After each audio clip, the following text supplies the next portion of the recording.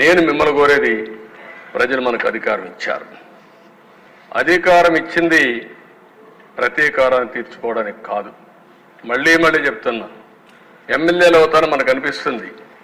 ఇన్ని రోజులు వాడు వేధించాడు, నా కార్యకర్తలు ఆనందంగా ఉంటారు, నేను కూడా వేధిస్తే నా కార్యకర్తలు తృప్తి పడతారనుకుంటారు. కానీ అది మాత్రం చేయొద్దండి.